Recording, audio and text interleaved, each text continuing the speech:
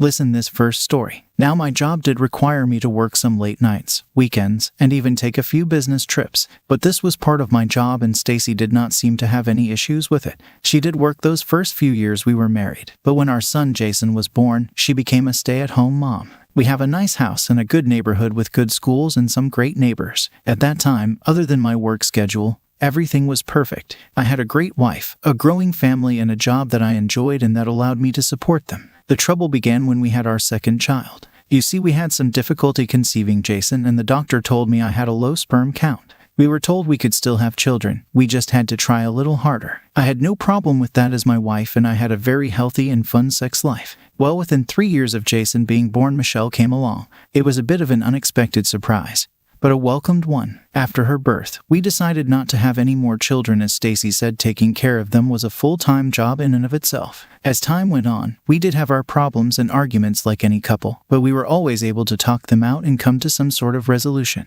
Then there was a period of time when Stacy had some woman issues and went to see a specialist. As it turned out, it was nothing serious, as she put it, but we couldn't have sex for a while. As much as I had asked her, she never told me exactly what the problem was, but would only say I didn't need to worry about it. Now looking back, maybe I should have been suspicious then. I still work long hours at my job, but it's starting to pay off as I've been getting a promotion almost every 3 minutes 4 years. At this rate, I'll be director of manufacturing for my company within a year or two, and I know my hours will decrease, so I'll be able to spend more time with my family. And is less than a year from graduating high school while Michelle is just about to start. Both of them are natural athletes. I like to think they get that from me. Jason is a star on his school's baseball team and Michelle loves soccer but also plays softball. They're good students and both are very popular. Each of them has many friends. Jason has had a few girlfriends. Michelle is just at the point to start dating. God help me. Stacy had been hinting that she would like to go back to work since Jason will be heading off to college soon and Michelle is old enough to be on her own.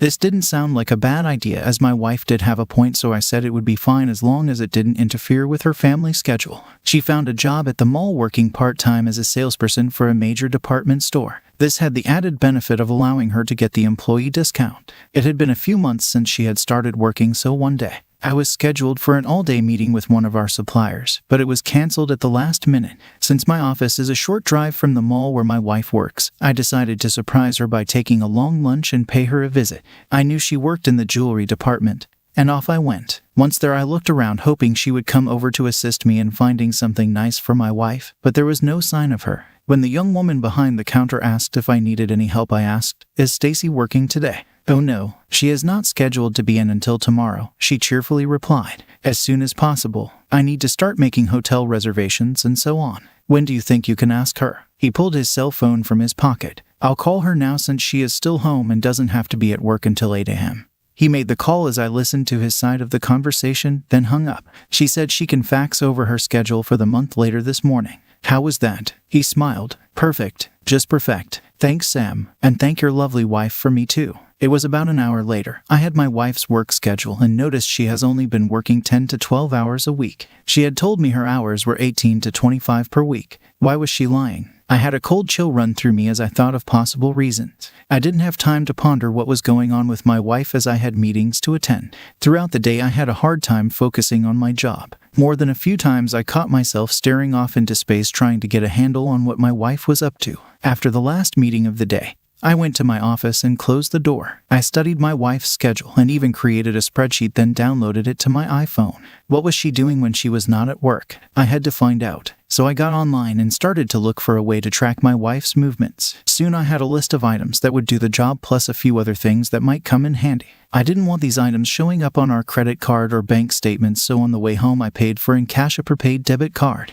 The following day, I ordered all the items I would need and had them shipped to the office. It would take a few days for them to arrive, so now I had to come up with a plan and what I would do if I found out the worst. So sitting at my computer, I created a list of possible explanations as to why my wife was lying to me about her work schedule. At the top of the list was infidelity. If that was true, then our marriage was in serious trouble. But I still had a hard time believing she would cheat on me. Our marriage was good. Or at least, I thought it was. The sex had dropped off over time, but we still made love 2-3 times a week. Okay, maybe it was a little boring or predictable, but was that any reason for her to cheat? By the following week, the items I had ordered arrived at work now. All I had to do was put them in place. I had ordered a tracking device for her car that I could use either with my iPhone or iPad to see where she goes. I also received a few voice recorders that are voice activated and several spy cameras that would be placed in our bedroom and a good digital camera with a powerful zoom. Looking at all these items gave me a sick feeling that our marriage had come to this. I was now about to spy on my wife to see if she was cheating. God, I hoped I was wrong about this, but I just had so much doubt that I had to know one way or the other. The next morning, I was up a little earlier than normal and placed a voice recorder in the tracking device in my wife's car. After that was done, I went to work, and once there I reviewed her work schedule to see when she would be out of the house. I saw she wasn't on for today, but decided to call her and ask if she was working. I picked up my office phone and hit speed dial. Hi Han, I just got into work but forgot to ask you if you were working today. Oh, yes I am, but I'll be home before you. She lied. Again. Okay, just checking. Hope you have a good day at work. Love you. I had a hard time getting that last phrase out. With the tracking device in her car, I'd be able to see where she went. I could then head home and set up the spy cameras and the other voice recorders to see if she was bringing this asshole into our bed. The thought made me angrier than at any time that I could remember. She had to pay for her betrayal of me and our children. During the morning, I checked my iPad to see if she had left the house. It wasn't until around 10 a.m. that I saw she was on the move. Now I thought was a good time to place the rest of the items. I told my administrative assistant that I needed to go home for a few hours and that I'd be back after lunch. Soon I was placing the devices around our bedroom to get the best view but keep them from being detected. With everything in place and tested, I decided to see where Stacy was. I checked my iPod and saw she was at the mall. Maybe she did have to go into work today. I figured I'd stop by and surprise her again. I pulled into the mall parking lot and found her car parked way in the back away from the store she works in. I thought that was strange. I pulled out the new digital camera and took a few pictures. I found a parking space close to the store and went straight to the jewelry department. Once there, I saw the same young woman who waited on me the last time. Hello, I was wondering if Stacy is working today. I'm sorry, sir, but she quit last week. She said it was interfering with her family life. Is there anything I can do for you? She smiled. Oh, no, thank you. I was angry beyond words. If Stacy had been anywhere near me at that moment, I would have slapped her. How could she lie to me so easily? Now the thought came to me that this has been going on for a while, but for how long and with whom? I was going to find out and make her and her lover pay. I decided not to go back to work. I picked a spot in the parking lot where I could watch her car but not be seen by her. The zoom on my camera allowed me to observe from a safe distance and, if necessary, record what would take place when she did finally come back to her car. It was almost 2 p.m. when a car pulled up next to hers. I watched her get out of the passenger's side. I saw her lean down, say something, and smiled. That simple act made my blood boil. I took several pictures of her and the car she got out of. I did not see the driver's face. I did notice the car had dealer plates on it. There are only a handful of car dealers in the area, and it shouldn't be too hard to track that car down, I thought. By now she had driven off, presumably to go home. I sat there thinking of what I just witnessed. I decided to drive by a few of those dealerships to see if I could spot the car. Leaving the parking lot, I drove towards some of the car dealerships. Soon I saw the signs and flags promising big savings or new models. It wasn't a new car I was looking for, but the lover my wife was spending time with. I looked at several car lots, but I could not spot the car I saw earlier. I wasn't about to get out of my car because that might tip off the asshole screwing my wife. Then it came to me I still hadn't really seen anything that proved they were lovers. I needed to catch them in the act, but how? This problem would have to wait as I was preparing for a 3-day business trip to a customer the following week, and I needed to keep my head on straight. I arrived home at my usual time and all appeared normal. Reminding my wife of the trip, I decided to lie again. Sorry, Han, but they've decided to extend our stay for the whole week. I should be back by Saturday afternoon. I hope that won't be a problem for you. No, that should be fine, she smiled. I just knew she was planning on spending time with her lover. I hoped that I could catch them in the act and put an end to it once and for all. I went to bed and pretended to sleep while my mind tried to solve this problem.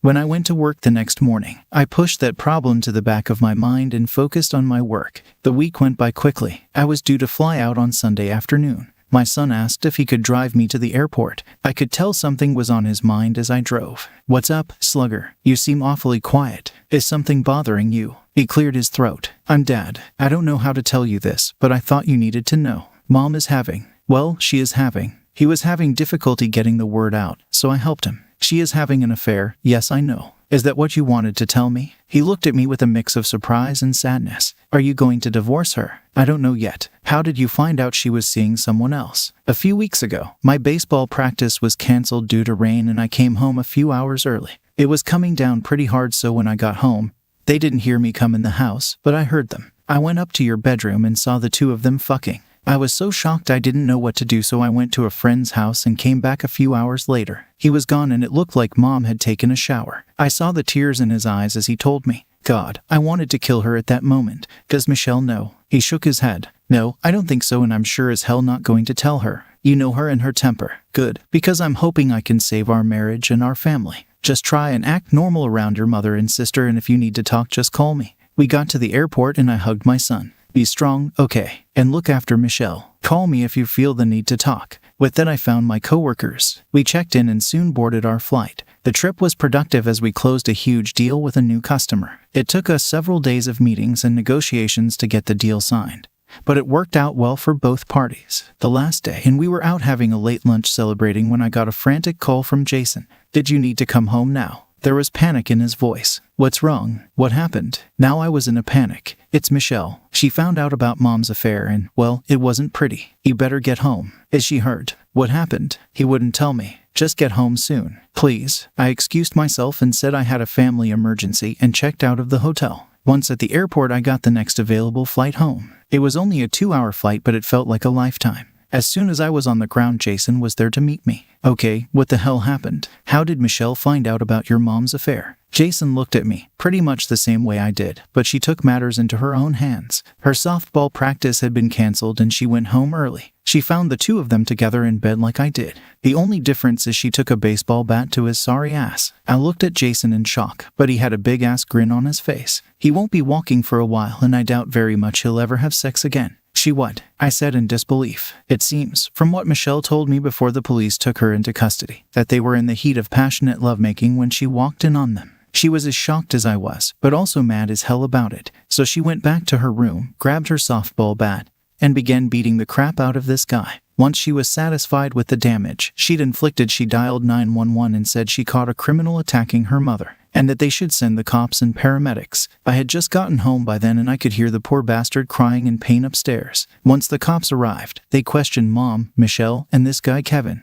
Michelle stuck to her story that since it wasn't her father screwing her mom, it had to be forced. So she took what she thought to be appropriate measures to stop him. Jason couldn't stop smiling. This isn't funny. Then I started to laugh. When we got home, I found Stacy sitting on the couch looking like shit. I went over to her and took her in my arms. It's okay, baby. It's okay. We'll get through this. I know this has been very traumatic, but I'm sure with some consoling you'll be fine. I was playing up the assault theme so she wouldn't suspect I knew the truth. She shuddered. Oh God. Then she began to cry. I turned to Jason. Where is Michelle now? She is still at the police station. I wasn't sure what to do. I got up, pulled out my phone, and called our family lawyer. I told him what happened. I asked if he could recommend a good lawyer for this situation. He said they had one in their firm and that he would meet me at the police station within the hour. Then I took Jason aside to talk with him so Stacy couldn't hear us. I don't want your mother to know that we know about her affair. As far as we're concerned, Michelle was going after a criminal. Okay, he smiled. Got it. You need to stay here and comfort her.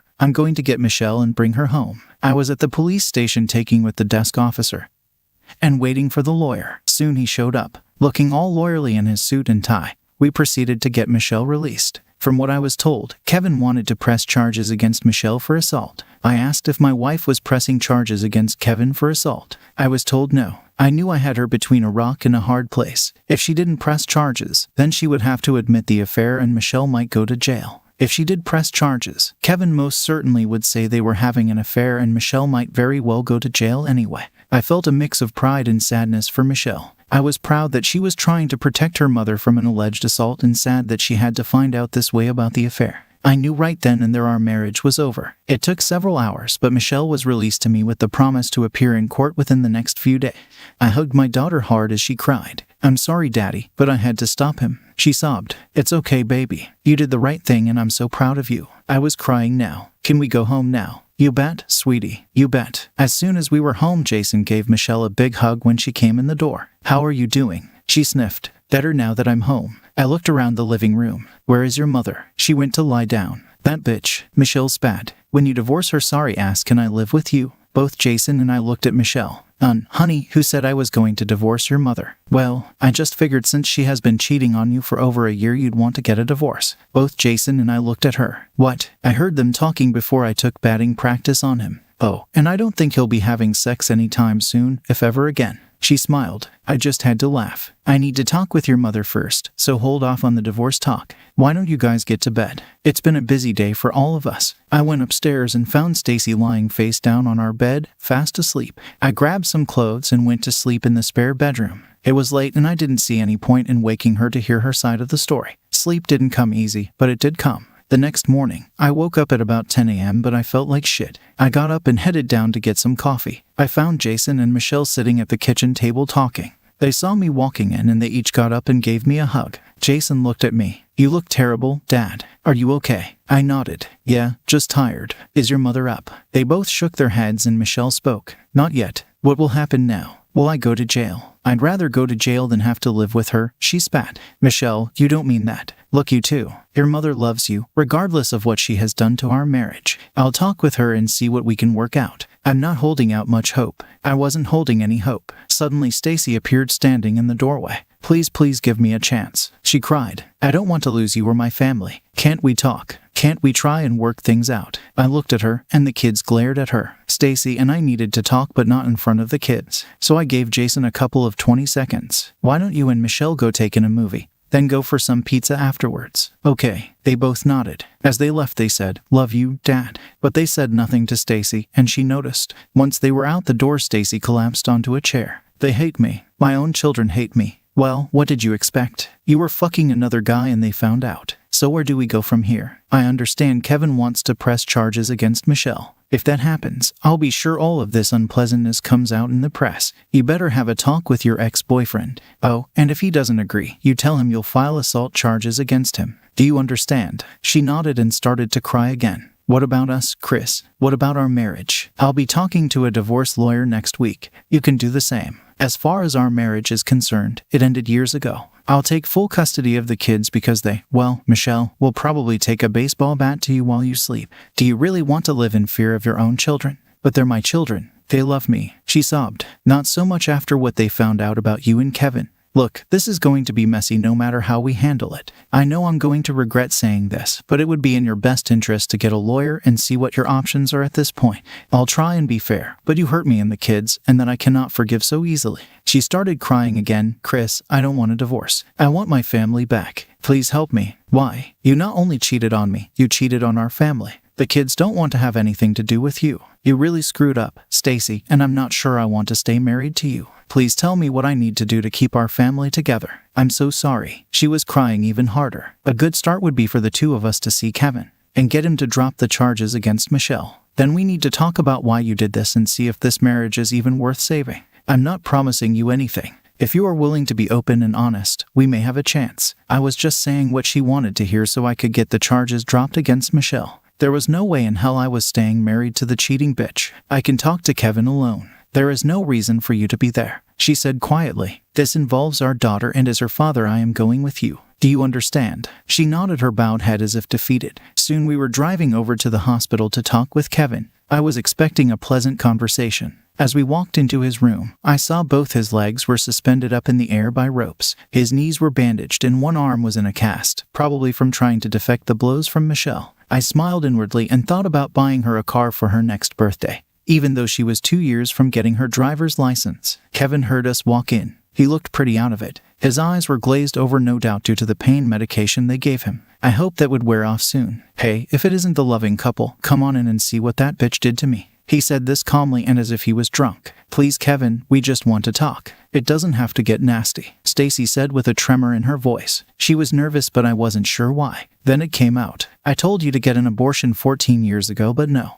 You just had to have another child, even if it wasn't his. Kevin spat. I turned to Stacy. What is he talking about? What did he mean that Michelle isn't mine? Oh, he's just talking nonsense because of the drugs. Don't pay any attention to what he is saying. She was visibly shaking now. Oh really? Well then, I guess a DNA test will prove beyond a shadow of a doubt that she is my daughter. Maybe I should get one done for Jason as well, just to be sure he is mine too. What do you think, dear? I was angrier than I had ever been. Stacy ran from the room crying. I just stood there. Then I looked back to Kevin and looked him in the eye. Okay, asshole, this is what you're going to do. First, you drop the charges against Michelle. Second, you stay away from my family. As for Stacy, you can continue your affair as she won't be my wife for much longer. You got that? The two of you can fuck all you want now. He started to cry. That little bitch made sure I wouldn't be fucking again. Yeah, I'm buying her a car for her next birthday. I asked him, is she your daughter? He nodded, unable to speak. Then I asked, so you and my wife have been having this affair for the last 15 years now? Again, he nodded. It was such a blow to my ego that I was glad she wasn't in the room anymore because I would have killed her. I sat down and just stared into space, wondering how could I have been so blind. Then it occurred to me about the problems she had years ago, the ones she never explained to me. I had a really bad thought. I looked at Kevin, that medical problem she had a few years ago. Was that another pregnancy that she had terminated? He nodded. I told her that if she didn't get an abortion, I'd tell you that neither Michelle or the last one was yours. I just put my head in my hands and cried. That stupid bitch, I thought. After about 10 minutes, I composed myself and walked out of Kevin's room. Stacy was sitting in the waiting room staring out the window. As soon as she saw me, she got up and walked with me out to our car. Once we were in the car, we sat quietly until Stacy spoke up. I know you must really hate me, but it's not what you think. It was just... I cut her off. If you say it was just sex, you'll end up in the next room to Kevin. When did you start this affair? When were you going to tell me about the abortion? When were you going to tell me Michelle isn't my daughter? She's starting crying again, but this time I didn't care. Okay. This is how it's going to play out, and if you don't agree to all of it, there will be a shitstorm that will bury you alive. Are we clear? She nodded. First, our marriage is over and you will move out of the house tonight. You are never, and I mean never, to set foot inside that house again. Second, I will get complete custody of the kids. You will get visitation rights, but only if the kids agree to it. If they don't want to see you again, then so be it. Third, if you ever say anything to Michelle about me not being her father, I will make your life a living hell. Your family, friends, and co-workers will know you had a child with Loverboy in there and that you also had an abortion to try and keep it secret. Oh wait, you quit your job to spend more time with Kevin. She had her head in her hands as if trying to hide from the ugly truth. Stacy, I never want to see you again and I don't want you near my children. Do you hear me? Are we clear on that? She looked over and sobbed. They're my children too. No, not anymore. You can visit them if they agree to it, but it's not likely. Now when we get home you need to pack up your crap and get out. She was still crying. Where will I go? Call you parents, call a friend, see if you can stay at Kevin's place, get a tent, and camp in the fucking park. For all I care, you can go to hell. We drove back to my house. I pulled in the driveway. We sat there for several minutes not talking. Finally, I broke the silence. Why, Stacy? Was it not enough for you? The family we started, the nice home. Was it the sex? She just sat there. It meant nothing to me. He was great at sex, and then he began to blackmail me when Michelle was born. I do love you. Can we at least try? And I shouted. 15 years, Stacy. You cheated on me for 15 years and you want to work it out. Get your shit out of my house, now. I got out of the car and stormed into the house. A few minutes later she came in and began to pack. An hour later she had her bags packed in several cardboard boxes filled with her stuff. She went out the front door and loaded her car. Then she came back in. I'll need to come back to get the rest of it. I'll be staying at my parents'. Can I call you and arrange a time pick it up? I nodded. You ruined a good thing, Stacy. I hope you know that. She just looked at me then left. About 2 hours later the kids returned and looked around. Jason asked, where is Mom? She doesn't live here anymore. I told her that I'd get custody of you two and that she could have visitation if you agreed to see her. Sorry guys, but our marriage was beyond saving. Michelle came over and gave me a hug. Thanks Dad. We love you. Are you okay? Jason asked. No, but I will be with the help of you too. I held them closer to me. 8 years later, as time moved on, we, meaning Michelle, Jason, and I, were able to move past what Stacy had done to our family. The kids wanted nothing more to do with her and would only allow her an hour or two visit every other weekend if they didn't have any game or other activity scheduled. And they almost always seemed to have something scheduled for those weekends. I tried to smooth things over and get them to see her more, but as soon as Jason turned and that she could go to hell, Michelle pretty much did the same thing, and this crushed Stacy. It was the first time in a long time I felt sorry for her. Kevin was released from the hospital and dropped all charges after I had another chat with him that if he perused having Michelle charged with assault, I would have Stacy file rape charges against him. He walks with a cane now, and it's rumored he can't get it up anymore, even with Viagra. The last I heard, he had seen a number of specialists that must have cost him a small fortune, but with no luck. It's fucking bad. At Michelle's request, we had a DNA test done, and it turned out she is my daughter. When we found out, we held each other and cried. We were both so relieved. Now my question is, was the child that Stacy had terminated mine as well? That thought will be with me until the day I die. Stacy lived with her parents for a couple of years and found a full-time job. Then later she moved out of state and we lost touch. She does send the kids' birthday and Christmas cards, but the kids always send them back unopened. Jason got a baseball scholarship and went to a major university, and Michelle went to college to become a nurse. Both are doing well in school and are dating. Jason has a steady girlfriend, but Michelle said she wants a guy just like me. I think she can do better than that. It took several years before I could date again, but I did meet a very nice woman and we see each other on a regular basis. I'm in no hurry to get married again and probably won't. The hurt is still there, but life goes on and I feel the pain a little less each day. Thank God for my kids. Second story, should I stay or should I go? Found out my husband decided to get back in touch with his fuck buddy within 3 months of marrying me. Alright, let me share our story. We crossed paths when I was 44 and he was 51. Both of us had experienced the ups and downs of previous marriages and endured various challenges in past relationships. Early on in our dating journey, as we delved into our personal histories, we shared stories of mistakes, heartaches, and the pain of being cheated on, something we both had in common multiple times. We embarked on this journey with the hope of finding simplicity, truth, and honesty, steering clear of drama and unnecessary complexity.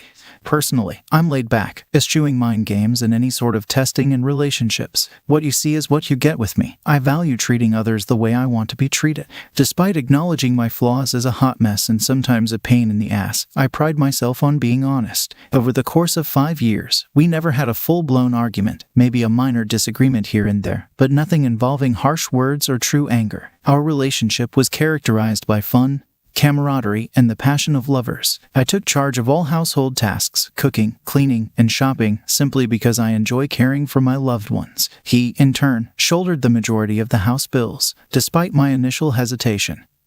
He insisted on us getting married, and even when I tried to decline, he was determined. It's important to note that our intimate life was vibrant and satisfying. Or, at least, that's what I believed. However, as our first year of marriage unfolded, he started distancing himself, avoiding quality time together. His demeanor became increasingly distant, occasionally veering towards grumpiness or even outright meanness. I found myself perplexed, with his focus on his phone overshadowing our first anniversary dinner as he barely looked up. 2 months after our anniversary, I stumbled upon incriminating evidence on his phone. He had requested a photo from her, and she complied by contorting herself at her desk, pulling her pants down to her knees, resembling a dog in the act of defecating. His response was explosive, filled with explicit declarations about how much he loves intimate relations with her. Their history as friends with benefits dated back 2 decades, with her being married even during their initial involvement, and she remained married to the same person. A couple of months after our anniversary, my husband ostensibly reached out to her for a seemingly innocent business question, only for the conversation to take a turn towards sending explicit images. This eventually evolved into a 6-month affair, unbeknownst to me until I discovered their secret liaison.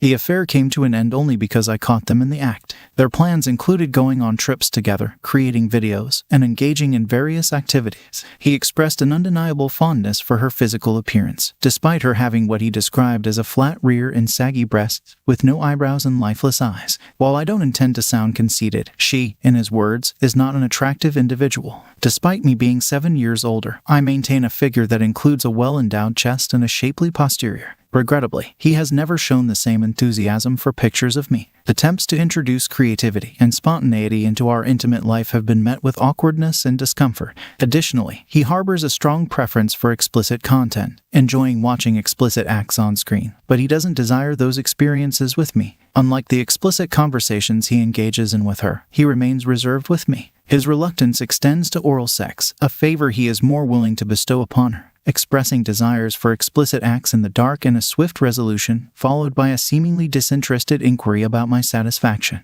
He claimed he liked her because she remained discreet, spreading her legs while keeping her mouth shut. He could avoid being seen with her in public, yet she was willing to meet him at random locations, bending over against his truck or a random dumpster, and then carry on with her day. Now he asserts it wasn't worth it and insists it won't happen again. He expresses a desire to remain married to me, but he avoids discussing the details. According to him, the recurrence of the affair was an attempt to relive the carefree days of their earlier involvement 2 decades ago. What strikes me as ironic is witnessing how he spoke about women who cheated on him in the past. He was appalled, hurling terrible names at them and finding it unbelievable that someone would betray him. Now, I'm expected to believe it's over and move forward. He emphasizes, "But I love you. I never wanted to leave you," conveniently overlooking the times he clearly contemplated leaving me for her escapades near a dumpster. He thought he could have some fun without me finding out or getting hurt, leaving me wondering when I ceased to be enjoyable. If I hadn't caught him, he would have been content continuing the betrayal. I'm overwhelmed with disgust and self-loathing. Despite my profound love for him, I feel numb, wishing for an escape, but not inclined to harm myself. I am torn between love and hatred for him, contemplating revenge by cheating, yet unwilling to stoop to that level. I recognize the need for professional help and yearn for a good therapist, but financial constraints make it seem unattainable. Thanks for joining us on this chapter of Relation Tales. If you were moved by these stories, hit that subscribe button and ring the notification bell. Don't miss out on the upcoming emotional roller coaster of relationships. Your support means the world, and we can't wait to share more compelling tales with you. Until next time, remember, every relationship has a story worth telling. See you soon.